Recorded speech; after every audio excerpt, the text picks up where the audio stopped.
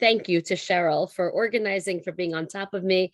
I have to tell you that I was originally, last time I came, it was in person, and I was a little disappointed that we had decided to do Zoom, and I understood because, people, Omicron is spreading and people are nervous. And so I said, okay, it's still nice. We could do Zoom, and it's nice that I've been in your community in person. So, it's a lot of familiar faces here. And then lo and behold, I tested positive on Motzei Shabbos for COVID. I haven't this whole year. I've been teaching in person. Last year, Baruch Hashem for vaccines. I'm feeling good, just a bad cold. I'm getting over it. So if I cough a little bit, luckily we're doing it with a computer here. So I can't, I'm not contagious on virtual, but I really wouldn't, I would have had to cancel, so, I guess the upside is we could still do a Zoom share. So I hope you're all feeling good and staying healthy and safe. My other question to you is, Cheryl, you said this is sponsored by the Tokeyer family in memory of the grandfather. Who's Tokeyer here? Which is anybody here from the family? Because Eitan Tokeyer is an old friend of mine. I mean, I don't know if that's the same family, I'm assuming.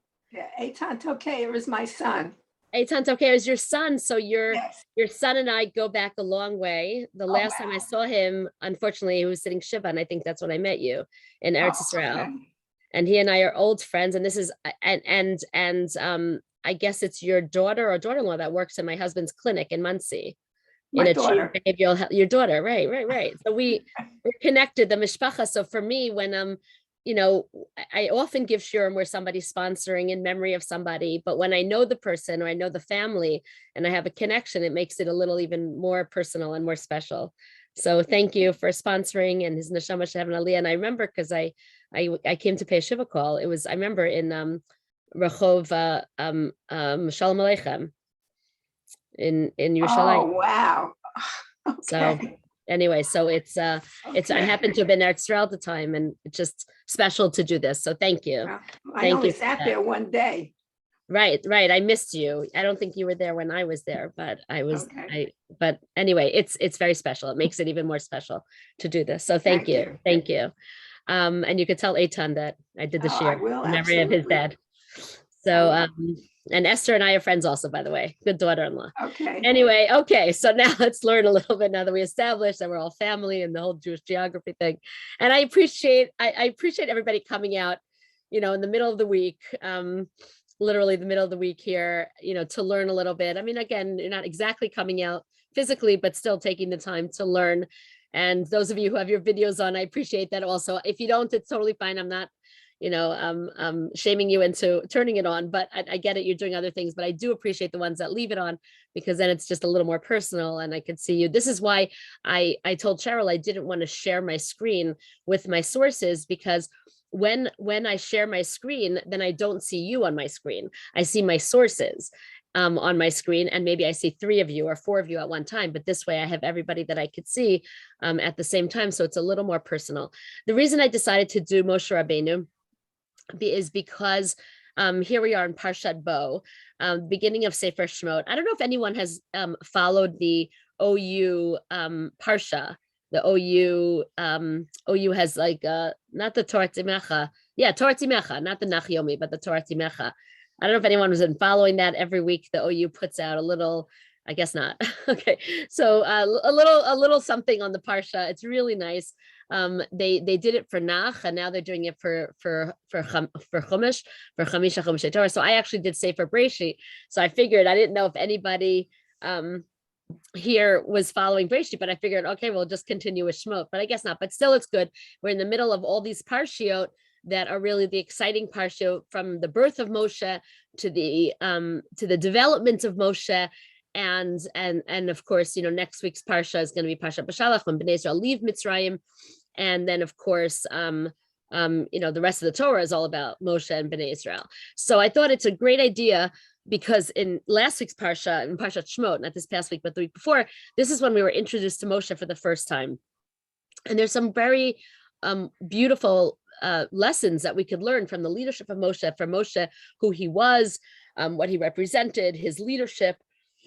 So there are 3 things that I want to focus on tonight, starting with who is Moshe, why was he chosen, and then, how did he develop, looking at his development and seeing where he ended up, because he wasn't always the Moshe Rabbeinu that he was at the end of his life.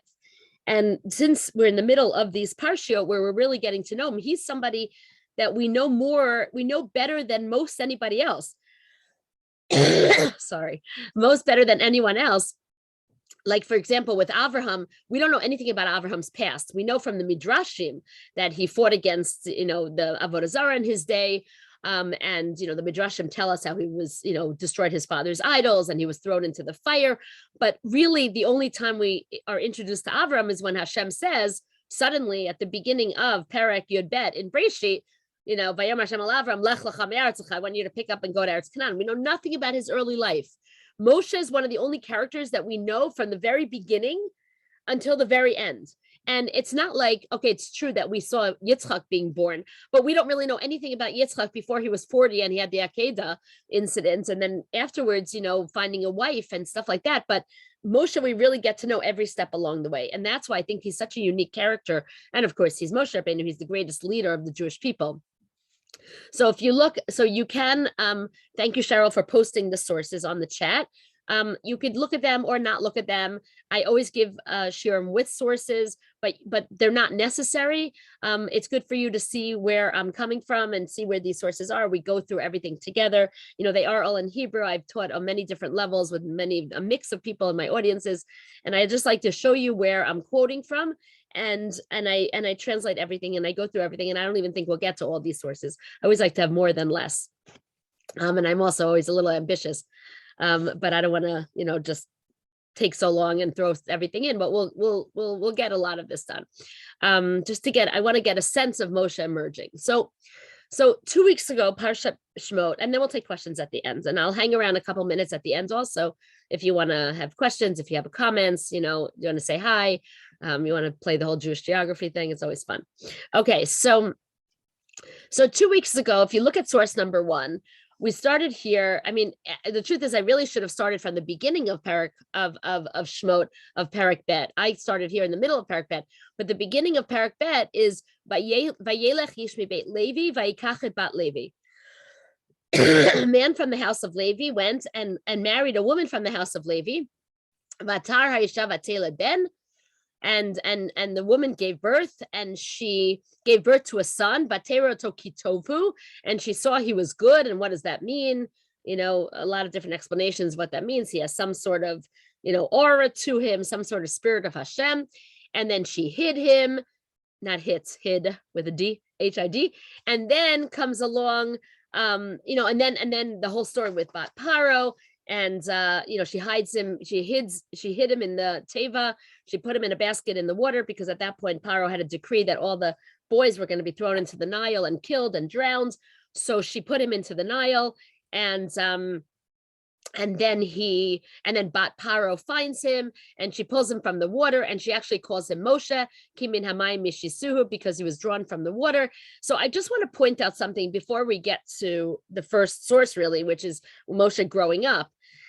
I whenever I teach Shemot, it still amazes me, and I always try to point this out, and this is like a side point, but the book is called Sefer Shemot, right? What does Shemot mean? Shemot, the book of names, right? But if you look at everything that I just read, the whole beginning of the story, the names are blaringly missing. Think about it, right? A man from the house of Levi marries a woman from the house of Levi. They have a baby, and the baby is called Hana'ar, Yeled, a whole bunch of different things, a boy. He's only called Moshe because who calls him Moshe? Another nameless person, Bat Paro. The Midrash tells us her name is Batya. We don't know that from the text. Isn't that fascinating? Here it's called the Book of Names, and the names are so obviously missing. So I just think that's an interesting thing to just throw out there before we get to the development of Moshe. And I think the reason, you could tell me what you think. Maybe tell me at the end. I'll give you something to think about, and then we'll talk about it a little bit at the end. It doesn't really have to do the development of Moshe, but I think it's fascinating. So we'll talk about it at the end, and if I forget, then just remind me. Okay, so throwing out a question to think about, or you could raise it at your Shabbos table this week. It'll be interesting responses.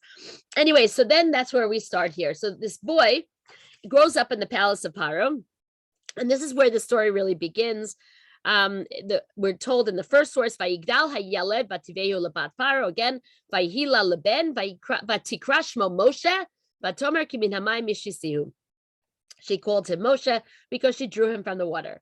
Vayhi bayamim hahem vayigdal Moshe vayetze el achav vayar b'sivlotam. And this is where the story really starts.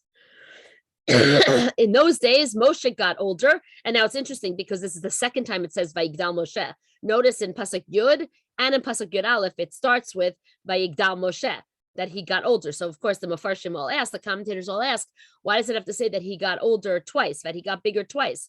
So a lot of the Mefarshim say, including Rashi, the first one is he got older physically. The second one is that emotionally he matured. He got older, emotionally and psychologically, mature-wise. So what does he do? He goes out to check out his brethren in their suffering. And what happens? One of the most famous stories in Tanakh, Vayar ish mitzri makeh ish ivri mechav. He sees an Egyptian killing a Jew, mechav, from his Jewish brethren. Vayifen ko vacho vayar kien ish. He looks both ways. He sees that there's no one there. No person is there. Vayachat ha-mitzri vaytzmeneu bacho. He kills the Mitzri inside him, and he hides him in the sand. And then what happens? Vayetze bayom hasheni ve'hinei shnei anashim ivrim nitzim. And the next day he goes out and he sees two Jewish people fighting, and he says, "Vayomer la rasha lama takereyacha." And he says to one of them, the one who is hitting the other one, he's like, "Why are you hitting your brother?" And what is his response? The men who are fighting, Vayomer misam chali yishar b'shofet aleinu. Who made you the boss over us? Who made you the judge on us? Hal hargeni ata omer kasher haragta Mitzri. Are you going to kill us like you killed that Mitzri yesterday? And Moshe got afraid. He got scared. Vayira Moshe vayomer acheno dadavar. And Moshe was afraid, and he says, "Now I know this thing." Again, we're going to talk about what all this means. What happens? Vayishma Paro et hadavar ze vayivakesh laharog et Moshe. And Paro hears what happened, and he wants to kill Moshe. Vayivrach Moshe mipnei Paro. Moshe runs away from Paro. Vayeshev eretz Midyan. Vayeshev al hape'er. And he goes to Midyan, and he settles, and he rests. He sits by the well. Vayishma. We just did that. Ulakohen Midyan sheva banot. Vatavona, vatadlena, vatsmalena, etarahatim, lishklashkot sonabihem. And meanwhile, there's this, priest, this Kohen Midyan, who has 7 daughters. And oh gosh, he has to marry off 7 daughters. So he knows where to send them, right? To the local well. I once said this, by the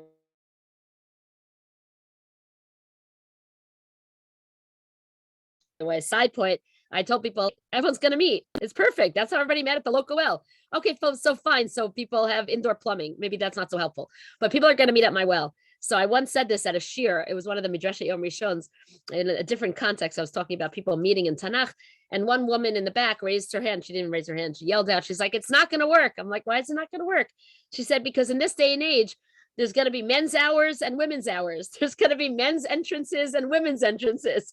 And I'm like, shoot, you're right. You can imagine, like, Moshe wouldn't have met Sipporah, Eliezer wouldn't have met Rivka, like we wouldn't even exist because they would have had different, entrances and exits.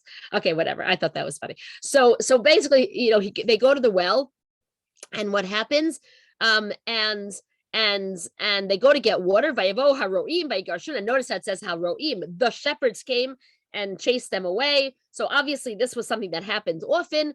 Vayakam Moshe vayoshian. And Moshe got up and he saved the daughters of Yitro, vayashket sonam, and he helped them give their sheep water.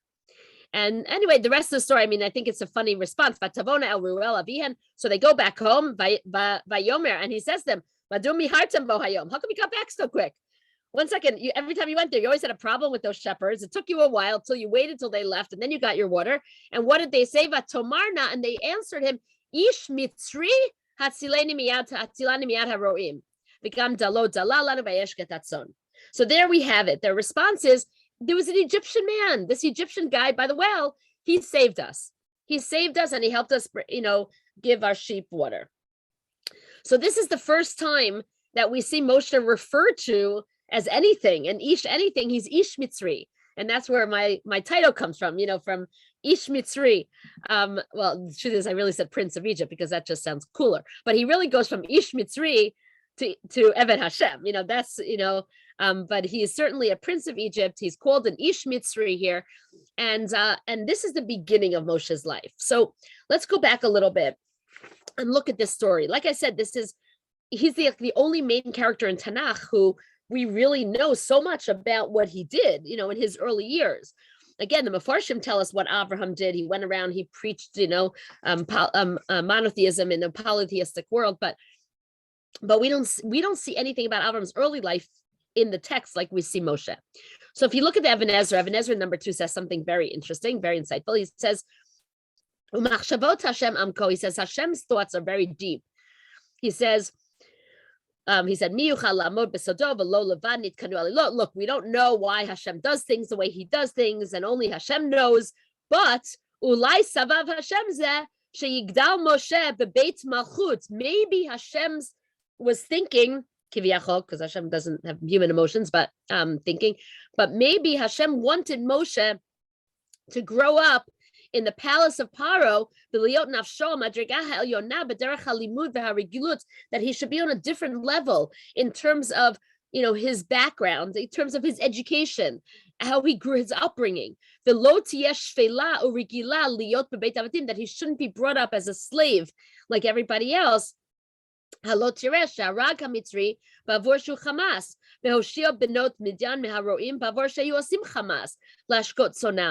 He says that maybe he had the guts, to stand up for what he believed in. He was a champion of justice. And maybe he did that because he was brought up, in a different sort of environment. He was brought up given a little more, he had more self-esteem. He wasn't brought up like a slave. It's an interesting, very psychological answer.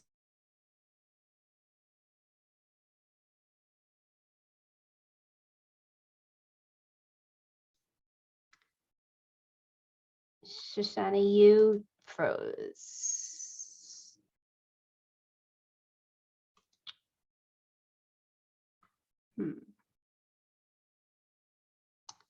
Sorry for the technical difficulties, everyone. I don't know if she...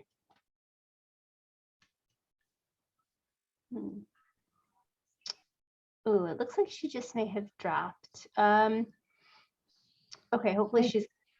I see you. Right. I think she just dropped off, and she'll probably call back in a second. So just give it a second. Dealing with technology, unfortunately, nothing you can do.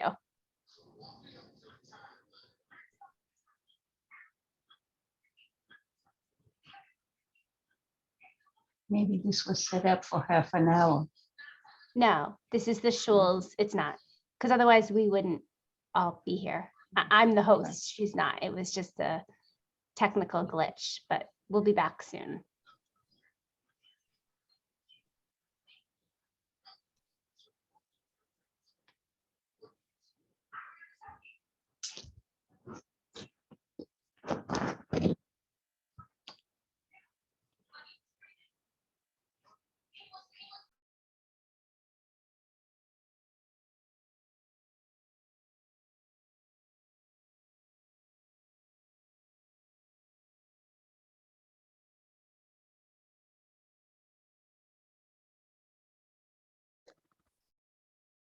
Okay. Back to you. Oh gosh, I'm so sorry, everyone. Now can you see me? I'm doing it from my phone. I'm in front of my computer. There's no internet. Something happens. I don't know if it's what the weather's like outside, but something just happened in my neighborhood. So it's not, my husband just came down. He said, everyone's out. So the upside, I just finished saying, it's good that we could be here with the technology. Anyway, so thanks for having me back. Now I can just see a couple of you on my phone. So much for my screen sharing. Anyways, so here, I'll tell you, we're just in the middle of talking about the Even Ezra, who says that that Hashem wanted it to be that Moshe grew up in the palace of Paro, that maybe, Even Ezra gives two answers. He says, first of all, Moshe had the self-esteem that he might not have had if he was brought up as a slave. number one, and also he was educated and he had a different upbringing than the rest of Bnei Israel. And the second thing he says, ve'od davar acher, ki ilu haya gadel ben achiv vayikaru min yirav lo hayu yirayim mimenu ki yachshavu ke'achad mehem. I thought this was also interesting, that from a psychological perspective, if he grew up with Bnei Israel, he would be so familiar to them. Familiarity breeds contempt, that he would just be, they would say like, oh yeah, we remember Moshe growing up. They wouldn't take him as seriously. They wouldn't treat him with as much respect, because they would, like we said, familiarity breeds contempt. So Hashem wanted him to grow up in the palace of Paro and come from a totally different background. So what happens here? Vayigdal Moshe, and says Rashi, like we said, Halo kvar katu vayigdal hayelad. That's what we said in number 3. And that's why the answer is that no, maybe one was harishon lekoma v'asheni legdula. Like the growing up was different. Maybe one was a physical growing up, and the other one was he became more important, or he became, some of the other Mefarshim say, like we said before, he became more mature. But whatever it is, so he goes out to see his brethren suffering, and what does it mean, that he wanted to see them, vayar b'sivlotam? He wanted to see them in their suffering. He wanted to see what, how he feels about the fact that they're enslaved. Now you have to understand, if you think about it, Moshe grew up in the palace of Paro, but he also knew that he was Jewish. And if you remember, the way he knew he was Jewish was because his mother, Yocheved, was his nurse. Remember when Bat Paro found him, and this is in the Pshat, when Bat Paro finds him in the water, and Miriam is hiding, in the reeds nearby to see what's going to happen to him, and she suggests to Bat Paro, I have a good nursemaid who could take care of this baby, and of course she suggested her mother. So this way, you could imagine that Moshe grew up and he knew exactly who he was, even though he grew up in the palace of Paro. So now he's going out, and you can imagine, he knows that the Jews are enslaved, and he's in the palace of Paro, and he wants to go out to see, what's going on outside the palace. And if you look at some of the Mefarshim, like number 4, for example, Haktava Kabbalah, what was he looking for? I mean, Rashi does say, he's going to see them in their suffering, to see if he relates to them, to see if he connects with them. And the Haktava Kabbalah number 4, he says he wants to see when he goes out and he sees this Egyptian beating up a Jew, and it says Vayifen kovacho vayarki en ish. What is he looking for? He's looking for someone to stand up for this Jew. Like, there's so many people in the street, there's so many people in the fields. Is somebody going to get up and save him? Vayarki en ish. Ra'asha ein beinehem gever begovrim. Ve'ein mehem sham achiv lishtadel atzalato. Nobody was saving him. He saw that nobody was saving him. And then, in number 5, the Nitziv, Emek Davar says, he wasn't beating him. The Egyptian wasn't beating the Jew because the Jew was being lazy, but rather because he was Jewish. He was just beating him up because he was Jewish. Unfortunately, we know this from the Holocaust. We know this from our history. And but he was his brethren.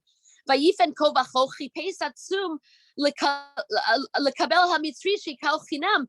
He's looking for someone to stand up for the Jew, not just a Jew, but even an Egyptian policeman. Like, here, this guy is this Egyptian is beating up this Jew for no reason. And he realized, Vayarki Anish, he saw that there was nobody, saving him. There was nobody like Gidlafanav Havel. There was nobody even for him to go to and say, look what this guy's doing. Kikulam Bogdim Sonei Israel. Everyone hates the Jews. Like, that's what he realized, that he went out there and he realized there's no one who's going to stand up for them. And that's why he had to be the one. He has to be the one when there's a place when there's nobody. He has to be that person. And that's why the Mefarshim go on. If you look at the Rambam, by Akam Moshe by Yoshian, Moshe got up and he saved Bnei Israel, and he saved the daughters of Yitro. He was, you have to understand, says the Rambam, he had run away from Egypt. He was on the run. He was a fugitive. He was a wanted man. You could imagine he was scared. That's why he ran away. And still he stood up for justice. And still, when he saw the Roim, he saw the shepherds picking on the Benot's Yitro and the daughters of Yitro, he still stood up for them. That he didn't, and that's what the Rambam says. He says, lo yachol lehimana v'lo haya b'chalul sivlo. It's not like he couldn't prevent himself from getting involved. He couldn't stop from getting involved when he saw an injustice. And this is the thing. He says, "Vayelo lev amitz latzil ashuk miroshko." He was a champion of justice. His heart, even though he was a fugitive, you could imagine he was afraid, and it would be easier for him to just hide and not get involved in a situation. But he couldn't stand to see injustice. That's who Moshe was. Moshe, and if you look at the situations that we have, that we see Moshe getting involved in, this is actually fascinating. All we would need really is the story of Moshe, getting involved and killing the Mitzri who's beating up the Jew. But why do we need all three stories? We have three stories of Moshe championing justice. He gets involved when the Egyptian is beating the Jew, and then with the two people fighting, the two Jews fighting, and then with the daughters of Yitro and the shepherds. And if you think about it, maybe the reason we need all three stories is, first of all, to show that he's really a champion of justice, but maybe you might think that Moshe would only get involved perhaps when there are Jews involved, because they're the underdog, because he knows he's Jewish. And maybe that's why he got involved when an Egyptian was beating up the Jew. But then comes along the second story and says, no, it's not just when the stronger one, the Egyptian, the one who's persecuting the victim. It's not just that he gets involved when there's a victim here, when the Egyptian is beating up the Jew, but no, when there are two Jews fighting, he also gets involved, and he doesn't want to see them fighting. So then you might think, okay, well, maybe he's only getting involved because they're Jews, because he only cares when there's a Jew beating up a Jew, or when there's a Jew being beaten up by an Egyptian. So then comes along the next story, and the next story is there are two non-Jews fighting. That there are two groups of non-Jews, the daughters of Yitro and the shepherds. They're not Jewish, and he still gets involved. It still bothers him to the point that he has to get involved to fight the injustice. So this is who Moshe is. This is, if you want to understand who he is from the beginning of the story, this is who he is. One last thing before we talk about why he was chosen. I just want to share. Can you all hear me, by the way? Can someone unmute and tell me if you can hear me? Yes, we can hear you. Okay. I can hear you. Good. Yes, It's on we my can phone. hear I you. just can't tell. I'm still waiting for the internet to come back on, and then I can switch back to my computer. Thank you. So one last thing, which is really, I just have to share with you.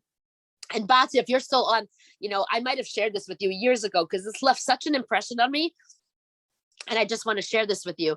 When I was a student at CERN, and this is actually, this friend of mine was the person who was the impetus for me starting the Mechina program, which is a program at CERN College for women who are coming from non-religious backgrounds, from non-affiliated, from non-formal Jewish educational backgrounds. So I met this girl who we worked together in the newspaper. I was editor of the newspaper my senior year, and she was my assistant editor, or one of the editors. And she had a very interesting story. She grew up in upstate New York, and she had a Italian Catholic mother and a Jewish father. And she was brought up with, Judaism and Catholicism together. Christmas, had a Christmas tree and lit Hanukkah candles, the whole thing. So at some point, she got involved a little bit with NCSY, upstate New York, and she decided that she was going to convert to Judaism. And, she didn't want to be both. She didn't think she was anything, to be both the Egyptian, both Catholic and Jewish. And she decided to convert to Judaism and came to CERN. And that's when I met her, right as she had finished her conversion. And we met, because we worked together in the newspaper, and we started learning together, and we were learning Parsha, and we got to Parshat Shemot, and I'm going through the story because I've done the story a million times. And, because I grew up with the Jewish education, and she had really just learned the stories from when she had gone through her conversion. So we're going through the story, and, I'm doing the story, like I did with you just now. Moshe goes out and he sees the Egyptian beating up the Jew, and he looks both ways, and he sees no one's there, and he kills the Mitzri. And I'm off to the next story, because the next parak is when he sees Hashem at the sneh, at the burning bush. And what happens? And she says to me, wait a second, I didn't understand it that way. She said, you're quickly going to the next rest of the story, but I did not understand the story the way that you just explained it. So I said, okay, well, how did you understand it? So she said, well, I have a few questions for you. She said, first of all, she said, you said that he went out and he sees this Egyptian beating up the Jew. And you said that he looks both ways and he sees no one's there. So she said, first of all, there were people there. There were tons of people out in the fields. So what do you mean no one was there? And second of all, someone was there because someone saw what he did. And that's why they're telling on them. That's why he has to run away. That's why he's in trouble. And third of all, meanwhile, I'm thinking, okay, good questions. These are things you don't necessarily think of when you go through the story and you take it for granted. And then she went on and she said, well, let me ask you another question. If he had seen someone, if he saw someone that, was there, so you think he wouldn't have then, would he not have done that? Would he not have saved the Jew? He would have let the Jew die at the hands of the Egyptian? So, they were all very good questions. So she's like, so I don't understand the way that you explained it. So I said to her, okay, well, big shot. So then how do you understand the story? And again, remember that she had learned these stories one time as she was going through the conversion that she went through. So what she said to me blew me away. And what she said was the following. She said, Moshe grew up in the palace of Paro. And he wasn't sure, he knew that he was Egyptian. He knew he was also Jewish. And he really wasn't sure who he was because he was brought up as an Egyptian, but he was also brought up as a Jew because his mother always told him that he was Jewish. So the question is, he wasn't really sure that he had an identity. So he was trying to figure out who he was, says my friend Michelle. And he goes out to the field and he goes out to see, who he relates to. Like he knows that the Egyptians are out in the field, that the Jews are out in the field as slaves. So he goes out to the fields and he sees, basically when he sees the Egyptian beating up the Jews, she says, he sees his worlds colliding. That at that point, the Egyptian beating up the Jew, Vayifen Kovacho, it's like you could be Egyptian and Jewish until your worlds are colliding. We talk about this. Sometimes people play these games with themselves, like what happens. Well, we Jewish American, or we American Jews, God forbid, if America would go to war with Israel, not that it should ever happen, like who would we side with? Like it's fine to be both unless, God forbid, 100,000 times they're at odds with each other. Then what? Then you need to choose a side. So this is what Melissa says, my friend says. So he goes out and he sees this Egyptian beating up the Jew. And what does he see? He sees Vayifen Kovacho, Vayar ki ein ish. He looks both ways and he sees there's no person. Not that nobody's looking, because people are out in the fields, but he sees that he's not a person. He sees that he has no identity, because at that moment, he can't be Jewish and Egyptian at the same time. And it's not that he doesn't see anybody looking. He sees that he is not a person. And what is his decision at that point? By Yachet HaMitzri, he kills the Mitzri inside him, and by Yitzmaneu Bachol, and he hides him in the sands forever. Can you imagine? And that's what the turning point was for Moshe Rabbeinu. I mean, it's an amazing. I wouldn't call it a pshat. It's more of a drash, but it's an amazing way to look at this story. And I'll tell you something. The amazing thing about this explanation is that it's not just that it's an amazing way to look at the story, which is not a way that I'd looked at before, but that I never would have thought of it. Me having grown up in my, modern Orthodox home in Englewood, New Jersey, I went to yeshiva, throughout my life. Like I never had to grapple with something that my friend did. And here she related to Moshe Rabbeinu in a way that I never would have. So it's really just an amazing explanation where Moshe really, really took ownership of his identity. Anyway, right. Something to think about. Yeah, so interesting. Anyway, so you're still with me, guys? Yes. Okay, good. Okay, pretty amazing explanation. I'm still out with the internet, still working on it. So okay, so moving to the next piece, and I know we don't have so much time. If you don't mind staying on a little bit, because we lost a little time when my technology went down. So now the next question is, so why was Moshe chosen? So now we know who he was a little bit and how he chose, again, he really was a champion of justice. And, according to my friend, even chose an identity along the way. So why was he chosen? So definitely part of it was this championing of justice. In fact, in source number 8, the Rambam talks about Vayigdal Moshe. He says, "Tchila ma'alot hanivua shilavet adam." He says the thing that makes a person into a navi, the preparation to be a navi is that you have to do something meaningful. He says, "Yoruvi is rezru lasot tova gdola." Balat erech, that he has to do something that's meaningful. That's you have to do something meaningful in your life, and that's what brings you to a certain level of kedusha that you're able to be a prophet. And that's why he gives examples of all the things Moshe was involved in. But he was a doer.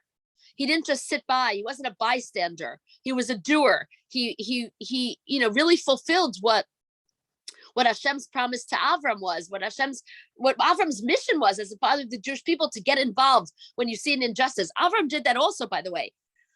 Avram gets involved in the war with the 4 kings and the 5 kings. There's this like weird parak in Breshit, parak Yud Daled, which is like right before the big bris ben Habsarim in parak Yud Tet Vav in chapter 15, when Hashem promises Avram, that's all about the future of the Jewish people. Right before that chapter, Avram gets involved in a war between 4 and 5 kings. I can tell you, when I learned that story as a kid, I never understood why that was there. It's not a history book. Why do we care that, these 4 kings attacked these 5 kings? Avram got involved. It's not a history book. But again, it's to show that Avram stood up for justice. Avram's called in that story Avram Ha'ivri. When there's a refugee that ran out of the war to find Avraham, it says he came to find Avram Ha'ivri. Why? Because he's looking for someone who cares. He's looking for someone who gives a darn. He's looking for someone who's going to make a difference, who's not going to stand by while there's an injustice. People are being taken captive for no reason, just because somebody's power hungry. And this is who Avram was. This is why he's called Avram Ha'ivri. Rashi says Ivri means Avram's from the other side of the river. What does it mean, the other side of the river? He's on the other side of the Tigris and the Euphrates River? Yes. On one level, yes. But on another level, he's from a totally different place. Even in English, when you have the expression, oh yeah, he's coming from a different place, it doesn't just mean physically. It means like just totally different. The rest of the world, no one cares except what goes on in your circles. You want to have a happy life, but you don't care what goes on, somewhere else in the world where it doesn't make a difference to you anyway. But that's not who we are as Jews. That's why Avram is Ha'ivri. That's why if there's a natural disaster, 4,000 miles away, Israel's the first one to go help, because that's who we are. That's our mandate as Jewish people. That's who Avram was. That's who Moshe is. Moshe is a champion of justice. That's why he became the Navi that he was. So then moving along, so Moshe was chosen. If you look at, I want to say something else also. If you look at number 9, it wasn't just that he was chosen. 9 and 10 go together. It wasn't just that he was a champion of justice. He also had I guess it's part of the midos. It's not different than his midos. He had a very, very, very good character. And if you look in Parak Gimel, we're told that, okay, he goes and he marries Yitro's daughter after they met at the well, of course. And then it tells us that Moshe was the shepherd for his father-in-law, Moshe Hayaroet Son Yitro. And it says, Vayinhaget Hatzon Achar HaMidbar. He watched the sheep. He took the sheep Achar HaMidbar, way out into the desert. What do you mean way out into the desert? And that's when he got to, that's when he got to the mountain of God, which is really the future Har Sinai. And that's when Hashem appeared to Moshe in a burning bush. So Rashi says in number 10, Achar HaMidbar. Why did he go all the way out? Why does the Torah have to tell us that he took the sheep way out into the Midbar? Why is that important? Every word is, no word is extra in the Torah. So Rashi says, Achar HaMidbar litrachek min hagezel. Shelo yiru b'sadot achirim. He wants to go far away from stealing. He doesn't want to steal other people's, from other people's fields. And that's why he wanted to make sure that his sheep didn't eat in other people's fields. So he would take them way out into the fields. That should also remind you of somebody else. Avram did the same thing. If you remember when Avram had a fight with Lot, and Rashi talks about, among other Mefarshim, what they were fighting about. They were fighting because Lot would let his sheep, Lot shepherds would let their sheep graze in other people's fields, and Avram's sheep were muzzled. Remember that? And they were muzzled, and he would make sure they were muzzled until they got to the field that didn't belong to anybody. So again, it's the same thing. Avraham, Moshe, this is who the Jewish people are. And this is what leads to greatness. Yes, you have a relationship with Hashem, but you need good midos. You need to be a good person. You need to care about people. You need to be a champion of justice. Look how Avram argued with Hashem about stone. And these are people who are diametrically opposed to everything he stood for, and he still cared about them. Now, if you look at Sepharno number 11, he says, don't think he just had good midos. He also had a connection with Hashem, but they go hand in hand. Why did he go way out into the desert? He was like going to commune with God. He was going for a quiet place that he could really commune with God. So you have that spiritual side, but you also have the physical champion of justice side. The next few things I wanted to show you was, so now we know that Moshe, like Avram, had a good character. He was chosen because of the person he was. That's what led him to greatness. It was not because, he had the longest Shmona Esrei in town. He was chosen because, again, he was, nobody was closer to Hashem than Moshe, but it starts with good midos. It starts with good midos, and it starts with, caring about people and doing exactly what Abraham did. I don't have time to go through all of this, but just a little bit more. I wanted to show you how also, when Moshe first starts, there's another evolution here. He's a little bit down on Bnei Israel. When he starts, he doesn't, he's chosen to be the leader of Bnei Israel. And basically, when we see he's arguing with Hashem at the burning bush, there are two issues that he has. Two issues. The first one is that he has a lack of confidence in himself, and he has a lack of confidence in Bnei Israel. That when Hashem says to Moshe, I want you to go to Paro, and Moshe says, Mi anochi kelecha Paro, who am I to go to Paro? I can't do this, right? Part of his arguments is, I can't do this. Who am I to go to Paro? And part of them is, Mi anochi kelecha Paro, and why are they worthy of being redeemed? So I'm not worthy, and they're not worthy of God's intervention. That's basically it. And that's why part of it is personal. If you look at I don't have it here, but I don't have time to go through the whole thing. But if you look at what Moshe's concerns are, he says, I'm not a man of words. I don't speak well. Part of it is him, right? Don't send me, send someone else. I'm not good at this. And part of it is, Heim lo yishma'uli. They're not going to hear me. They're not going to listen. Why are they deserving of coming out? So this is not going to work. I'm the wrong person, and they don't deserve to come out anyway. And that's why you see that he's down on himself, Moshe, and he's down on Bnei Israel. And that's why if you look, and in source number 12, right, when Hashem is in the middle of, arguing with Moshe, because Moshe's arguing with him, and when Moshe says they're not going to listen to me, and Hashem says, Maza biyadecha, what's in your hand? And Moshe says, Mateh, a stick. And Hashem says, he says, throw it on the ground. And it turned into a snake. And Hashem is basically saying to Moshe, I'm going to give you signs. Take your stick, throw it on the ground, it's going to be a snake. Take your hands, put it inside your shirt, it's going to turn out and have leprosy. You're going to show these signs to them, so they're going to know you're a man of God. Why these signs? And Rashi says these signs aren't a coincidence. He says these signs specifically are signs because Hashem is rebuking Moshe a little bit. Why this stick? What do you mean, Baza biyadecha? Says Rashi in 13, you're speaking Lashon Hara about Bnei Israel. You're assuming they're not worthy of coming out. And that's why I'm saying to you, what's in your hand? The stick? Really, you should hit yourself with this stick because you're so down on them. And not only that, why did it turn into a snake? Because snake is the epitome of Lashon Hara. And the same way of being, of Schechter, of not being honest. And your hand turns into leprosy. That's also because leprosy is the punishment for Lashon Hara. It's Hashem's way of not like rebuking him, easily, in a calm way. But don't be down on yourself and don't be down on Bnei Israel. And that's why he gets a little upset at Moshe and says, wait a second, you're telling me you can't speak? Well, who gives man the ability to speak? I give man the ability to speak. So what does it mean you're not a man of speech? So the whole way, as we go along with the story, you see, again, we see why Moshe was chosen, but then we see how Moshe has to evolve into the leader that he is. And if you look at source number 15, I skipped 14. That's Moshe talking about how he's not capable. It's interesting, there's a lot of Mefarshim that say when Moshe says, I'm not a man of speech, right? He says, Lo ish dvarim anochi. I'm not a man of speech. I'm heavy of speech, that I don't speak well. So there's a whole explanation about what that means. And some of Mefarshim say he doesn't speak Egyptian very well because he's been out of Egypt for a while. Some say that he stutters or he has a speech impediment. And then others say, the Shadal here says, no, I'm not a man of speech. It goes with his character of being humble. He's like, I'm not a smooth talker. I'm not no offense to lawyers, but I'm not like a cool lawyer. I'm not a smooth talking lawyer. Like I'm not the right person for this. If you want, someone to really convince Paro that he has to let Bnei Israel go.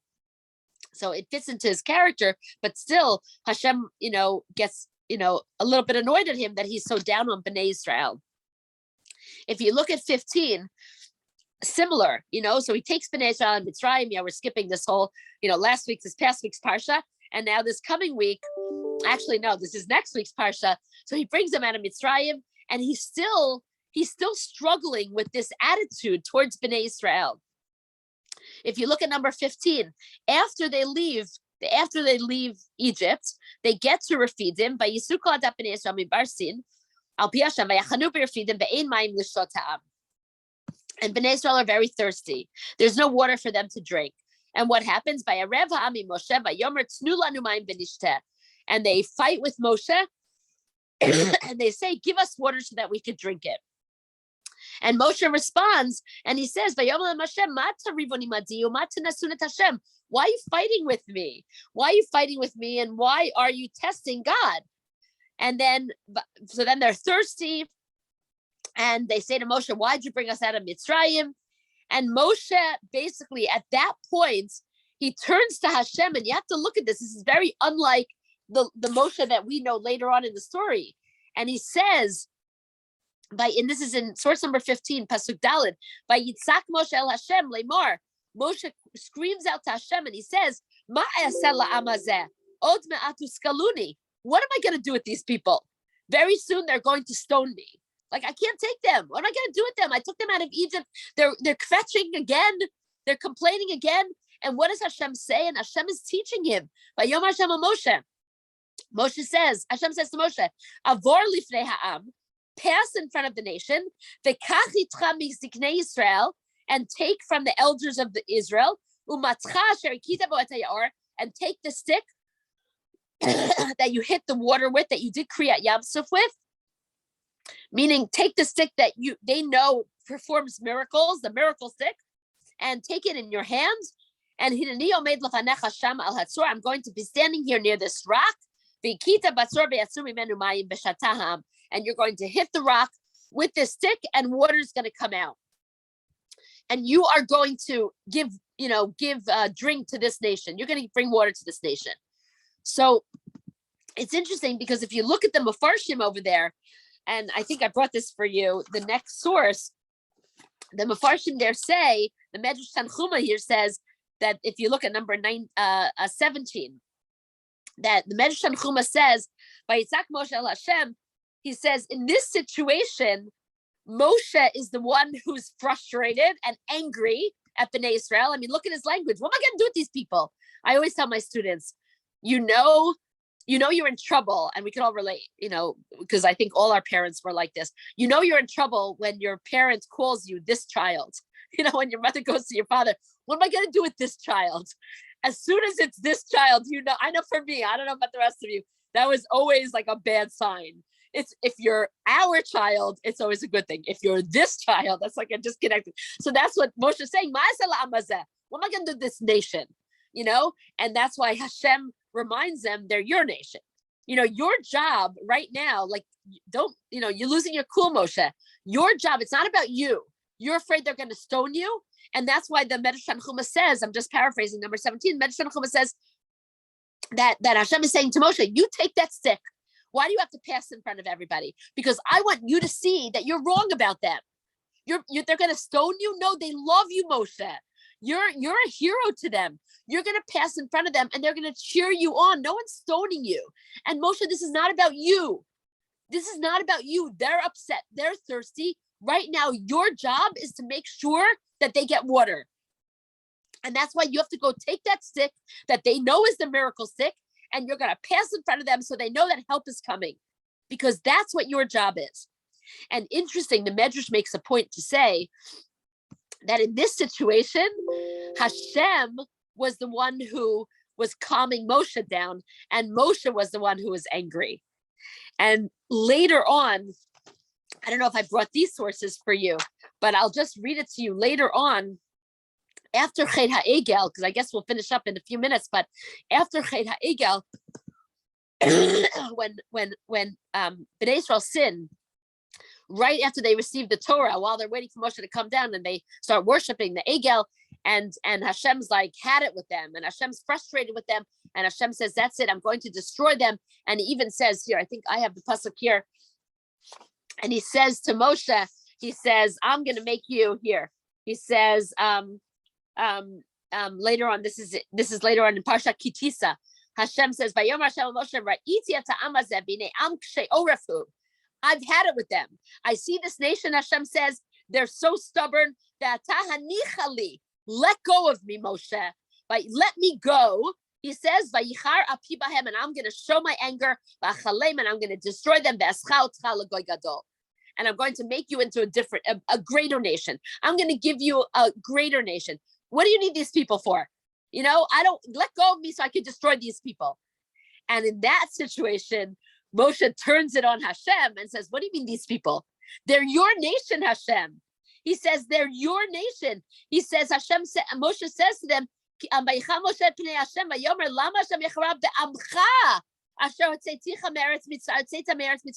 why are you so angry at your nation? Moshe's calling God out on this one. They're not, you told me last time, you were upset at me that I said, what am I going to do with this nation? That it's not about me. You know what, Hashem? Don't start calling them this nation to me now. They're your nation. It's not about you either. It's about them. You took them out. This was all about them. This is why you made me a leader. And if you're going to destroy them, and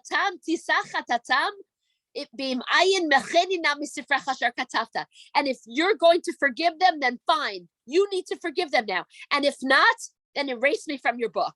Meaning if they go down, I go down with them. And that is the godless of Moshe. You see how he's evolved. You see how he gets to the point where, as the Midrash points out, in next week's Parsha, at first Hashem was the teaching Moshe, like, it's not about you, Moshe. Don't get angry at them. It's not about you. And calming Moshe down. And then later on, Moshe is the students that learns well. And Moshe is throwing it back, Kivyachol, back at God and saying, God, I learned, you taught me that I'm with them, that this is not about me. So if they go down, I go down with them. I don't want another nation. And that is, to me, the climax of Moshe as a leader, the climax of what he's learned, that not only has he learned to have faith in himself, but he has learned to have faith in the Jewish people. And he's learned how to be an advocate for the Jewish people, even in front of Hashem. And that leads us to the very end. Another time we'll do the rest of it. I knew that I was too ambitious, even without the break in the internet. But if I just want to jump to the very end of Sefer Dvarim, when he dies, it's so amazing. Oh, and by the way, before when Hashem says to Moshe, Hanichali, let me go. The Midrash talks about, I think I gave you this Midrash here in number 24, actually the very last few sources, number 24, well, I won't read it inside, but the Midrash says there are two times that Hashem said, let me go. Hashem said, let me go to Moshe and Har Sinai, because Moshe was almost like holding on to God. Like Moshe, Hashem felt like Hashem couldn't, as long as Moshe was advocating, because the level that Moshe was on, as long as Moshe was advocating for Bnei Israel, Hashem couldn't destroy them. That's how good an advocate he was. And that's why Hashem said, let me go, Moshe, let it go. And if you let it go, I can destroy them. Implying that if you can't let it go, I can't destroy them. And Moshe said, no, I'm not letting it go. If you're gonna destroy, if you can't destroy them because I'm in the way, it's like when you stand in front of someone to protect them. He's like, kill me first, and then you can kill them. I'm going down with them. And then later on, when Hashem wants to just when Moshe is ready to die, and Hashem says a similar thing in the Midrash, like Moshe, let go so you could die, and Moshe doesn't want to let go. And the Midrash says that Moshe doesn't want to let go. When Moshe was ready to die, and Hashem said, "Your time is up," Moshe said, "Please, lo amut ki achyev v'asaper ma'aseka." Please, I'm not ready to die yet. Give me an opportunity to bring Bnei Israel closer to you. Let me have an opportunity to bring Bnei Israel closer to you. That's why he wants to live. He wants to live not because he wants to live.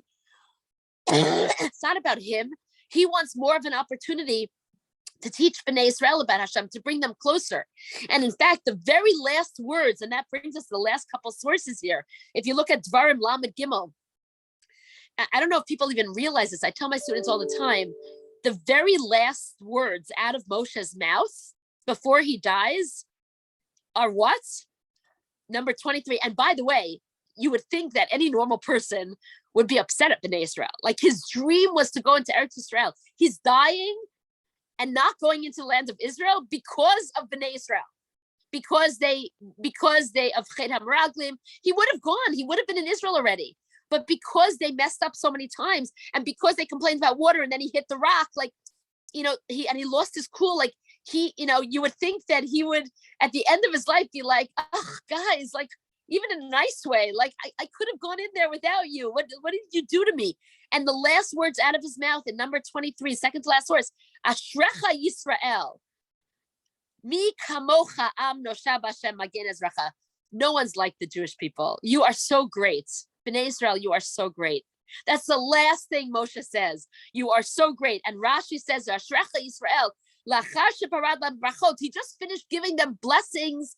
The last thing he says is, Ma li lifrot lachem, klal davar. It's not about me. I'm giving you blessings. This has never been about me. Hakol shalachem. Everything is because of you. The only reason that I became as great as I was because of you. Because Hashem put me in this position because he wanted to have a relationship with you.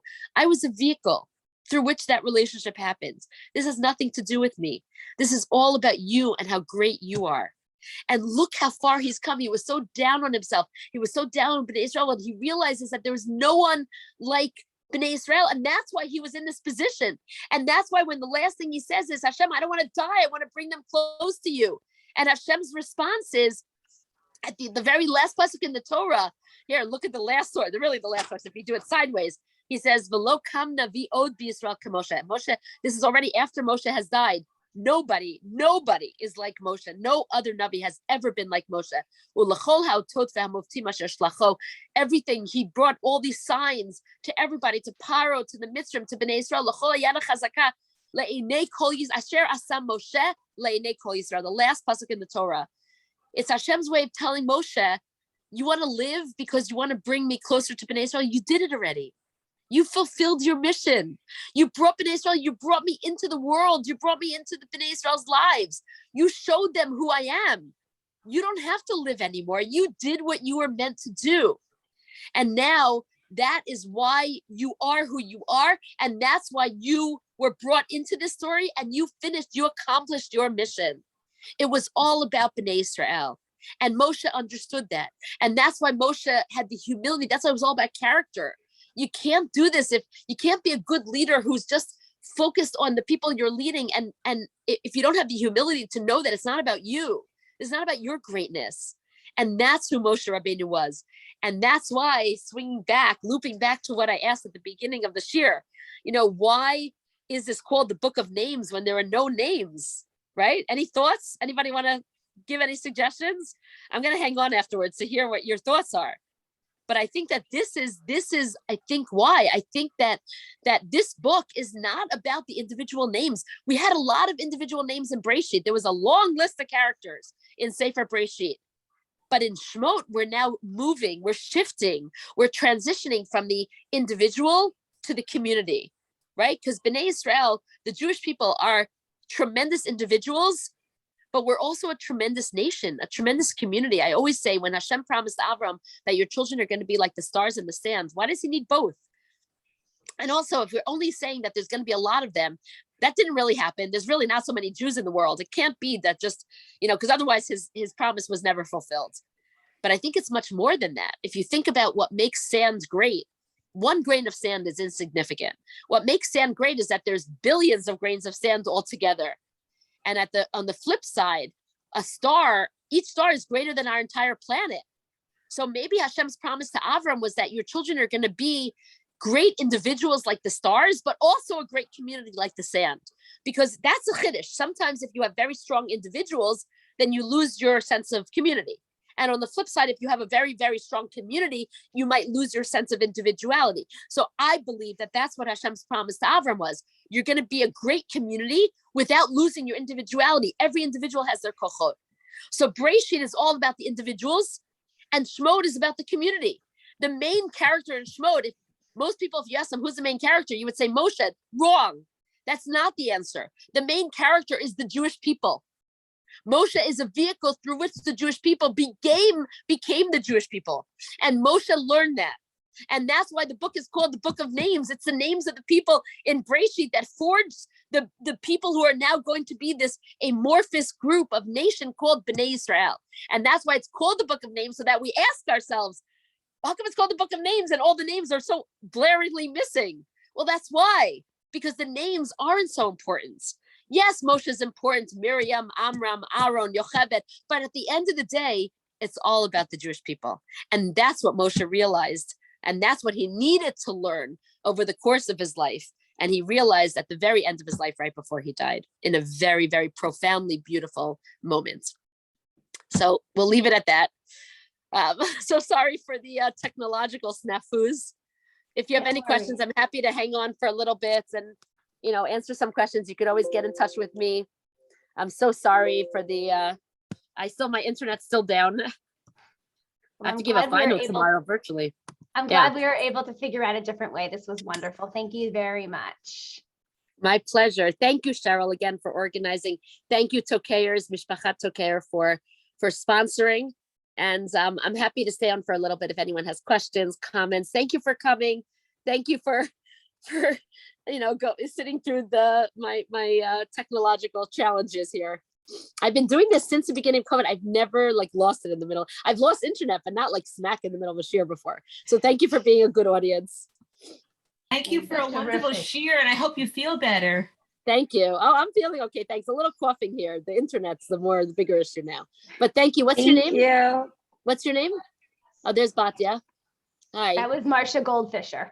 Hi. Oh, hi, Marsha. Yeah. I know your kids also. Your kids, Barry, all the Goldfisher kids, Howard and Barry. And David. Go back. You can tell them I gave a share for you tonight also. I'll tell them how great it was. Barry, I see when I go to Eretz Yisrael for recruitment. So because I run the Machina program, I get a lot of girls from Machom Mayan.